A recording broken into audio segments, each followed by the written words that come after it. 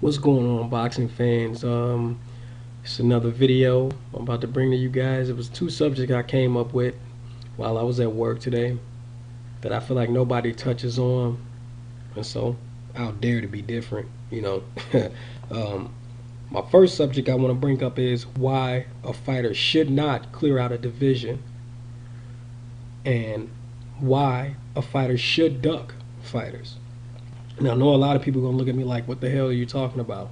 That's the ultimate goal, to be able to clear a division out. There's no reason a fighter should duck another fighter unless he's scared of him.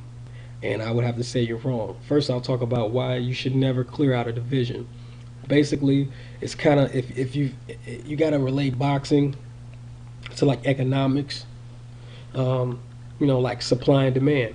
Um, Basically, boxing is a business, and you got to look at boxers as a product that you sell to a consumer. I know people on YouTube who swear by it, who've never met Manny Pacquiao a day in their life, but they'll swear that he's a humble guy because of what they've been sold. Not saying that he's not a humble person, but the image, the product, Manny, you believe that he's a humble guy. As well, Floyd, the product you've been sold, that he's an asshole and he's a dick. Us the consumer, that's what we buy. You should never clear out a division, because by clearing out a division, you offset supply and demand. If you were to clear out a division, the same thing would happen to the heavyweight division that's with the Klitschko's. Now, I do agree that there is a lack of talent there. I agree with that. But also, even with that being a variable, it's a lack. It's basically a lack of supply and demand. You have a fighter pretty much whenever one of the Klitschko's fights, we pretty much know who's going to win. We can almost already. You don't even have to tune in. You don't even and just admit, fans, boxing fans, you admit yourself. You pretty much probably don't even watch the fight. You'll probably catch the highlights or tune in to ESPN and find out who won the fight, because you pretty much know who wins. And I'm applied to the welterweight division. You should not clear out a division. It should never happen, because you have to create a supply and demand. If you basically do what the Klitschko did, then you basically create a market flood, where you flood the market. So if you take a fighter in the welterweight and he clears out all the top 20 welterweights, then basically you've created a market flood, because now the consumer, the product what you're selling, everybody expects him to win. It's kind of like people. I give an example. It's kind of like people say, they don't make cars like they used to. The new cars are a piece of shit. They fall apart and they don't last. And if I was the CEO of GM or a company like that, or an engineer, you know what I would say? Thank you. I agree. And the reason why is because why would I sell you a car? That's the thing people don't understand. They realize now that they were making cars too good, that they were lasting too long. Because I'm in a consumer business. Why would I sell you a car that can last 20 years? You might be the type of person that'll keep that car 20 years. Or I could sell you a car that lasts 5 years, and by the time you pay it off, it's going to start having major problems, so you sell it and come back and buy a new car. Basically what I want you to do. So, and from that sense, it makes perfect sense business-wise. Consumer-wise, it sucks ass. But consumer-wise, it makes perfect sense as to how it relates to boxing. Why have all the top fighters fight each other and eliminate the possibility that people believe that this fighter can beat this fighter when we already know that he can't?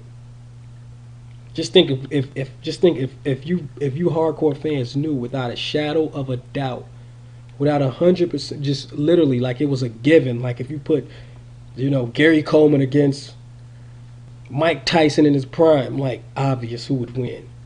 Manny Pacquiao and Cotto. Would you have tuned in for that fight? You wouldn't have cared.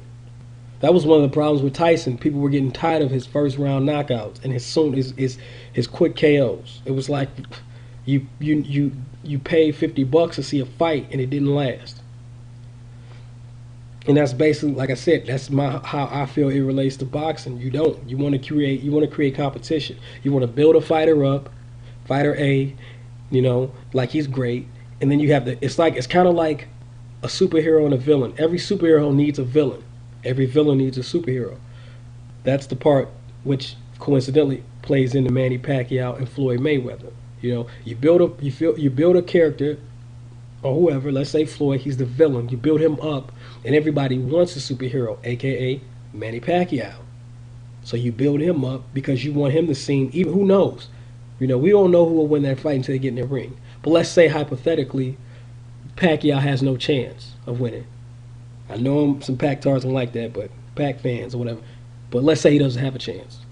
Okay, but if it was just that cut and dry, like Gary Coleman versus Tyson in his prime, nobody would want to see this fight.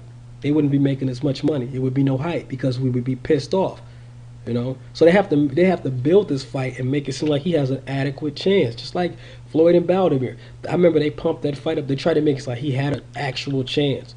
Yeah, and that's the whole point. I'm selling you this product. I'm marketing him to you. He has a great chance of winning. He can win. You know what I'm saying? He has a great chance of winning. And then they fight, and then either that fighter wins or that fighter wins. But I sold you the product already. So at this point, it doesn't even matter.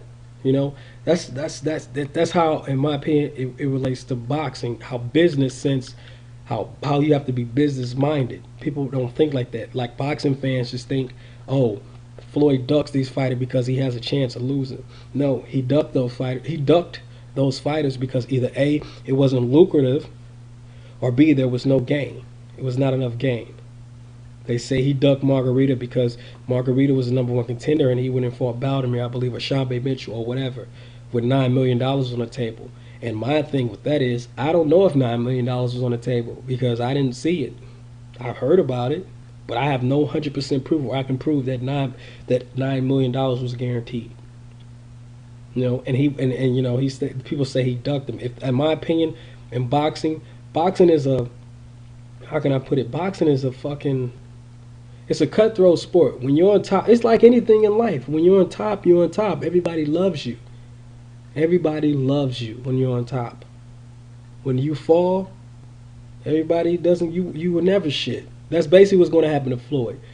Floyd will, in my opinion, he will never gain back. He will never gain, popularity. As far as like Manny Pacquiao, he will never gain it. Floyd could beat every fucking body. Floyd can get in the ring and actually beat a Klitschko, and people will discredit it. That's just how it is. Or Pacquiao. Pacquiao can get in the ring of Floyd, and Floyd can demolish him and just destroy him. And then Pacquiao can fight again and get destroyed again. And then fight again and get destroyed again. So 3 fights, and people are saying he's washed up and he's finished. He needs to retire. And I'll be thinking, what about all the ass whoopings he's given out? After 3 fights, he's done. That's why I'm saying boxing, I can from a boxing I can understand. Get all you can get out of it and get out, because the game it actually don't love you. It's like what have you done for me lately? It's like all the ass whoopings you gave out, they don't matter because you just lost twice. That's why it's important for a boxer to hold on to a perfect record or close to it as possible, because too many losses, it hurts your stock. It hurts it bad. But that's just my thoughts on the subject. I'm gonna make a part 2 to this because I really want to get in depth more. So I'll just wait for you guys' comments. If you agree with me, fine. If you don't, tell me why you don't. I'm not biased. You got a lot of biased channels out there who Floyd fans, Pac fans. I said it from the beginning. I won't say who I'm a fan of between the two, who I believe will win, but you got a lot of fans out there that will. But I'll try to keep it fair, So just like I said, let me know what's going on. Peace.